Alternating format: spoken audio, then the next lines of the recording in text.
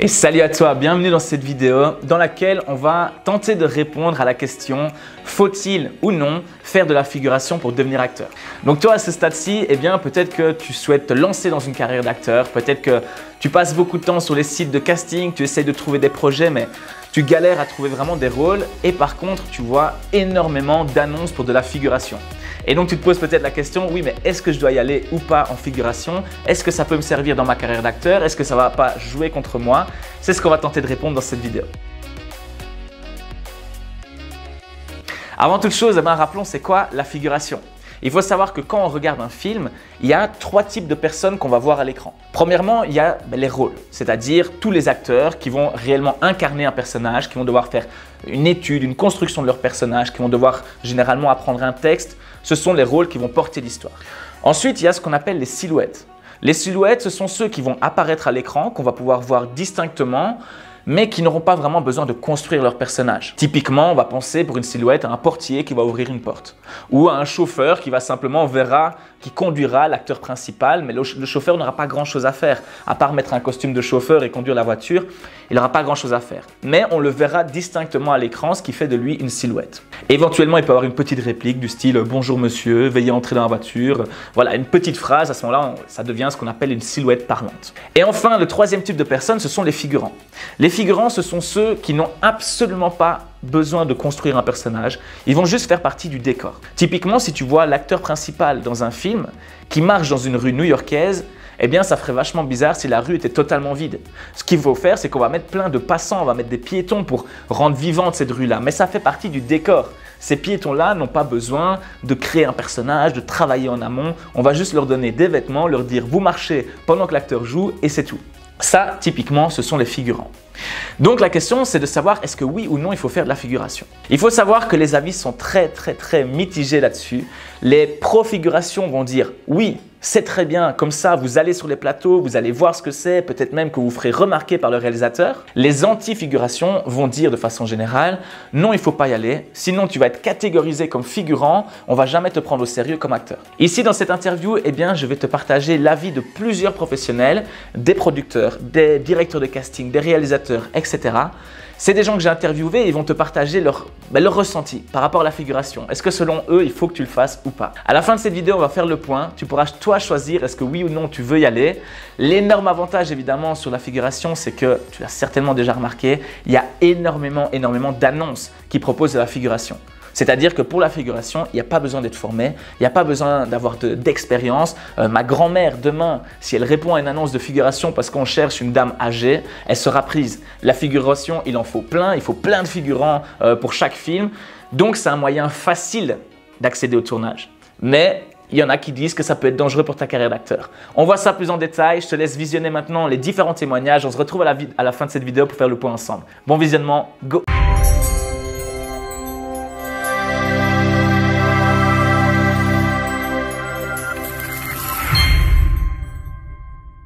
Il y a aussi parfois donc, des gens qui veulent percer dans ce métier et alors on leur propose de faire de la figuration et ils pensent, à tort, selon moi, que ça leur permettra d'être dans le film et peut-être de taper dans l'œil du réalisateur ou d'être remarqué. Au contraire, moi je pense que voilà, si on est comédien, et même si c'est pas facile tous les jours, en acceptant d'être figurant par exemple, à un moment donné on va être catalogué comme figurant et on ne va pas être pris au sérieux. Il y a des moments, c'est très compliqué. Et puis on se voit ou elle m'appelle en disant on m'a proposé ça. Et je leur dis écoute, tu ne dois pas y aller parce que non seulement le cachet est ridicule, mais en plus voilà, tu vas être catalogué comme figurante. Donc quelqu'un qui après, on ne va pas pouvoir dire regarde là, elle est bien comme figurante là, on la voit dans le fond. Je dis il vaut mieux rien que ça, à mon avis. Mais ça, c'est mon avis personnel, je peux me tromper. Est-ce qu'il y en a, tu sais par exemple comme la figuration, on va dire parfois la figuration, attention, il ne faut pas en faire trop, faut pas… Ah ça je suis contre, il faut en faire justement. Ok, chacun son avis, hein, bien sûr. Mais bon, c'est des choses que j'ai entendues parfois en interview. Et est-ce que tu penses que ça a déjà desservi un comédien de carrière? Je pense que oui, mais moi je dirais que non. Quitte à même faire de la figuration, tu peux très bien être… Parce que tu vois, parfois tu as un job, on cherche des comédiens, puis après nous on recherche la figuration. C'est d'abord comédien puis figuration. Mais tu peux très bien accepter de faire une figure et être vu par le réalisateur, seconde pub, qui est pris, pas toi. Donc ça plus le principe à dire toujours se montrer. Pardon. Ouais, c'est ça. Ouais. Toujours ouais, il faut être vu le plus possible. Donc pour toi, il n'y a vraiment pas de pub, pas de mauvaise pub justement. L'idée, c'est faites tout ce que vous pouvez faire. Non, je pense qu'il faut vraiment arrêter de penser à ça. Ouais. Parce que souvent, ils pensent ça justement. Non, je vais pas faire de la figure parce que ça va me desservir. Mais non, je pense pas. Je fais un petit test face caméra. Là, il me demande si je veux bien être le mécanicien vélo de Guy Lambert en Belgique. Je suis déjà un peu étonné. Et ils me préviennent que c'est 10 jours de tournage, si mes souvenirs sont bons. Et donc, je me retrouve sur ce tournage en tant que mécanicien vélo de Guy Lambert. Mais c'est de la figuration, en fait. 10 jours, c'est plus que de la figuration, quand même. Non, parce que si tu regardes le film, tu me vois 3 fois 2 secondes. Ouais. Et quand tu sais même pas où je suis, parce que moi, je sais où je suis, parce que je Ouais. sais. Mais non, c'était de la figure. Maintenant, voilà, je suis content de l'avoir fait, parce que j'ai vécu de l'intérieur ce moment-là. Je me suis dit, plus jamais. La figuration. Ouais. Ouais. Et puis, il y avait énormément de monde. Je crois qu'à un moment donné, on était plus de 1000 quand on est sur une place. Tu vois, tout l'engouement d'un village, la kermesse, quoi. Il y a plus de 1000 personnes. Ces 1000 personnes-là doivent bouffer à la pause. C'est la guerre. C'est la guerre. J'en reviens pas. Je dis, putain, c'est quoi? La figuration, putain, mais il faut être courageux. Quoi, Ouais, c'est long. Ouais. Ouais. Si mes souvenirs sont bons, si tu regardes le film, tu verras à un moment donné des bras avec un vélo. C'est un chiffre de menteur, mais je crois qu'on a fait 36 fois la prise. Et je porte 36 fois le vélo que je vais taper sur une Peugeot 504. Et tu vois juste là, et c'est tout. Mais voilà, j'ai vécu des chouettes moments. J'ai rencontré Benoît Poulvord sur ce tournage qui était encore au balbutiement de sa carrière. Ouais, c'est le début. Ouais. Et voilà.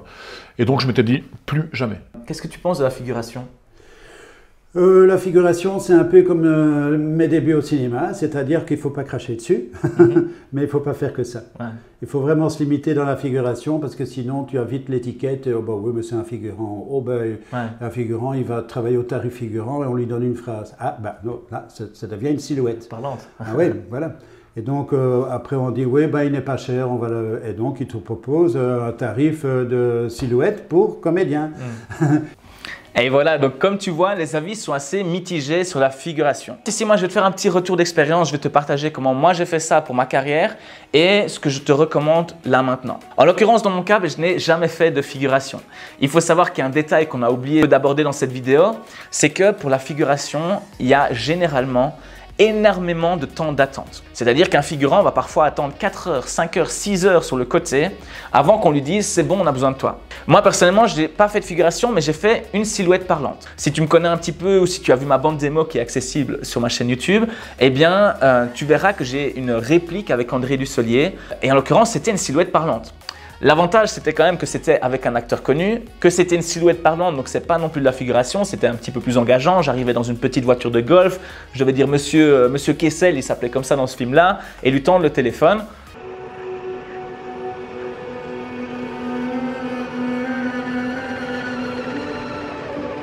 Monsieur Kessel. C'est pour vous. Oui. Donc voilà, c'est une petite action, une petite interaction avec l'acteur, mais au moins ça m'a permis de voir à ce moment-là, alors que je n'avais pratiquement aucune expérience, ça m'a permis de voir un petit peu l'envers du décor. Ça m'a permis d'aller respirer un tournage super professionnel, de voir comment ce comédien pro jouait. Donc, le côté il faut attendre 4 heures avant de jouer, ça m'a pas trop plu. Mais le côté je peux voir comment les acteurs vraiment professionnels qui ont une grande carrière derrière eux jouent, là ça m'a inspiré. Donc personnellement je suis très content de l'avoir fait, mais je le ferai plus parce que j'ai donné une fois, je le ferai pas deux. Voilà, donc moi ce que je te conseille concrètement à ce stade-ci, si toi là tu arrives en fin de vidéo et tu te dis oui mais bon, du coup je dois le faire ou je dois pas le faire. Ce que je te conseille c'est de ne pas aller dans un extrême ni dans l'autre. Ne pas être totalement pro figuration et passer tous tes week-ends à en faire parce qu'effectivement tu risquerais d'être catégorisé comme figurant et si tu as une ambition professionnelle, si tu as l'ambition de devenir acteur, ça pourrait peut-être jouer contre toi. Mais ne pas non plus être dans l'extrême inverse, ne pas fermer définitivement la porte à la figuration, surtout si tu n'as jamais été sur un tournage.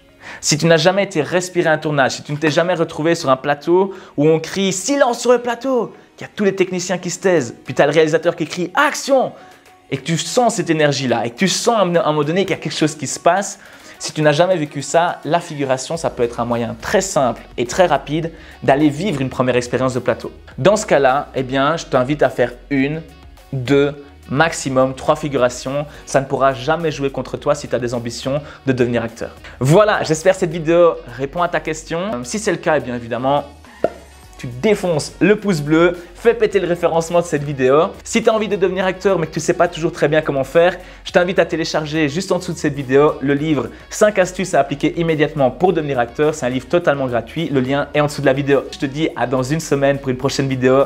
Mon but c'est toujours pareil, je veux t'aider à vivre tes premières expériences d'acteur, à vivre tes expériences de tournage. Pour ça, ne lâche rien, on va y arriver ensemble. Je te dis à dans une semaine. Ciao!